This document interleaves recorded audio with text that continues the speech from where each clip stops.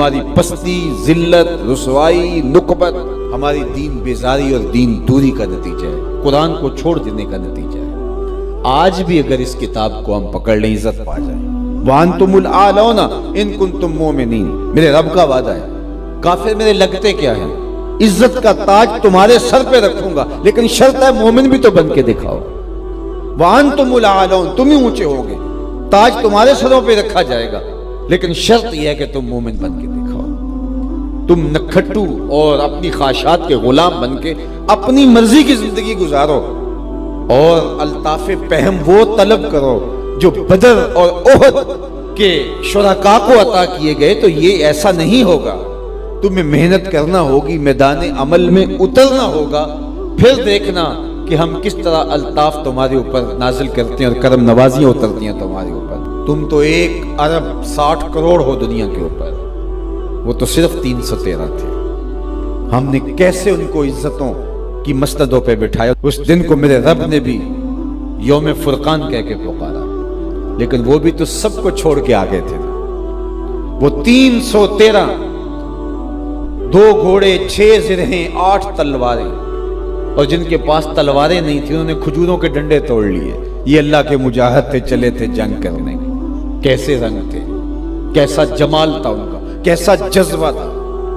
ان کے جذبوں کو دیکھ کر کے ہی میرے حضور نے کہا اللہم ان تہلک ہذہ العصابہ لم تعبد فی الارض ابدا، مالک اس دھرتی پر تیرے نام لینے والے یہی لوگ ہیں، اگر یہ نہ رہے قیامت تک تجھے بھی رب کوئی نہیں کہے گا۔ تو انہوں نے اپنا آپ پیش کیا نا۔ میں اور آپ دیکھیں کہ ہم کھڑے کہاں ہیں، اور ہم جو بدر اور احد کے شرکاء پر کرم نوازی ہوئی وہ طلب کرتے ہیں۔ اترے فرشتے ہماری مدد کے لیے۔ ہم کہتے ہیں کہ آج بھی ابابیلے اترے، لیکن آج ابابیلے اترے تو ہمیں کنکر ماریں گے۔ تم 1 ارب 40 کروڑ ہو اور 1 ارب 60 کروڑ کی تعداد اب تمہاری ہو رہی ہے، اور تمہارے پیغمبر کی توہین ہو۔ 56-57 اسلامی ملک ہو، تمہارے پاس افواج ہو، تم ایٹمی طاقت ہو، اور تمہارے پیغمبر کی اہانت ہو رہی ہو، تو ہم آئینے میں منہ دیکھیں تو ہمیں شرم آئے، جس طرح کے روح سیاہ ہو چکے ہیں ہم، جیسی شکل ہماری بگڑ چکی ہے، جس طرح کی ہماری صورت بن چکی ہے، لیکن اس کے باوجود ہم جاگنے کے لیے تیار نہیں۔ اور جو لوگ جاگنے کے لیے تیار نہ ہوں، اور جو شعور اور احساس زیان جن کے اندر نہ ہو، ان قوموں کے ساتھ وہی ہوتا ہے جو اس وقت امت مسلمہ کے ساتھ ہو رہا ہے۔ باقی رہی بات اللہ کے محبوب کی عظمتوں کی، تو یہ بات ذہن میں رکھو کہ محبوب کی عظمتوں کو کوئی نہیں گھٹا سکتا۔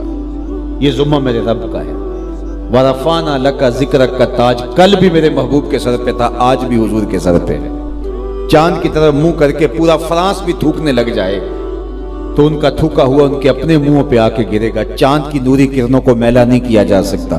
مدینے کا چاند کل بھی روشن تھا، ہرا کا چاند آج بھی روشن ہے، اور رہے گا یوں ہی ان کا چرچا رہے گا۔ پڑے خاک ہو جائیں جل جانے والے، ان کا نام نیچا نہیں ہوگا، ان کے تذکرے اونچے ہی رہیں گے، ان کے نام کے پھریرے لہراتے رہیں گے، ان کے ذکر کا پاکپن رہے گا، گلی گلی ان کے نام کا چراغاں رہے گا۔